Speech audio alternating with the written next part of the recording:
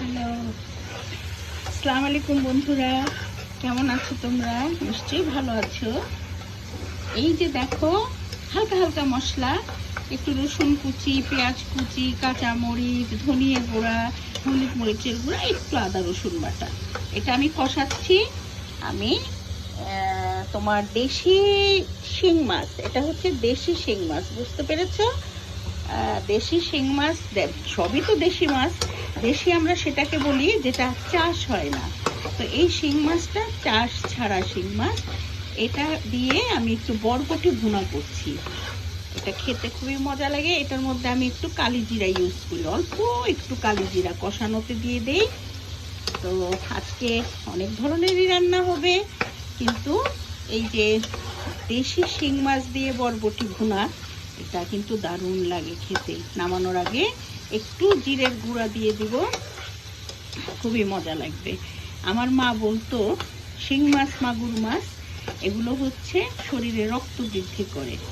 হ্যাঁ, আর হচ্ছে টুনা ফিশটা আমাদের শরীরে রক্ত বৃদ্ধি করে। আর এই মাছগুলো আসলেই জিওল মাছ, যেটা আমার মারা ওই যে তোমার ইয়ের মধ্যে মাটির হাঁড়ি টাড়ি বা সিলভারের হাঁড়িতেও রাখতো, পানি দিয়ে জিয়ে রাখতো। ওগুলো কিন্তু কেটে ফ্রিজের মধ্যে রাখা হতো না, কারণ ওরা তাজা থাকলে ওটাকে বলা হতো যে তাজা মাছ খাচ্ছি, আর যেগুলো একটু মরে যেত ওগুলোকে বলতো যে মরা মাছ খাচ্ছি। আগেকার দিনের মানুষরা কিন্তু তেমন একটা খুব মরা মাছগুলো খেত না। আমরা তো এখন সময়ের দাবিতে অনেক কিছু পরিবর্তন হয়ে গেছে, যার জন্য আমরা সবই খাই, বুঝতে পেরেছো?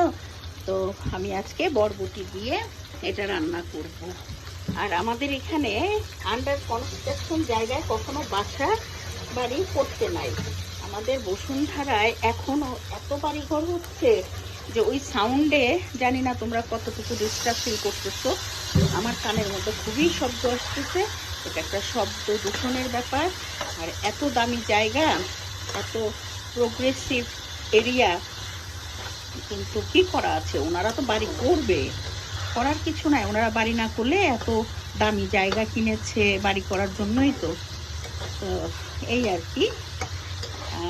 তো আন্ডার কনস্ট্রাকশন জায়গাগুলোতে এরকম সাউন্ড হয়েই থাকে, ওটা সহ্য করেই আমাদেরকে চলতে হবে কিছুদিন। তারপর যখন বাড়িঘর হয়ে যাবে, দেন আর কোনো, এমনি বসুন্ধরা বসবাসের জন্য এক্সিলেন্ট, কোনো ঝামেলা নাই, হই হল্লা নাই, নিরিবিলি, সিকিউরিটি ভালো, সব কিছু থেকে বসুন্ধরা এখন ঢাকা শহরের প্রাণ কেন্দ্র, বেস্ট এরিয়া বসবাসের জন্য।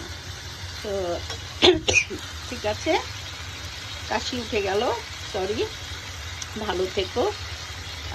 আজকে রান্নাটা দেখো, তোমরাও করো এই শীতের মধ্যে, এরকম সিম দিয়ে, বরবটি দিয়ে, ফুলকপি এগুলো দিয়ে জিওল মাছ মাঝে মধ্যে খেতে চেষ্টা করো। এটা স্বাস্থ্যের জন্য এই মাছটা কিন্তু খুব উপযোগী।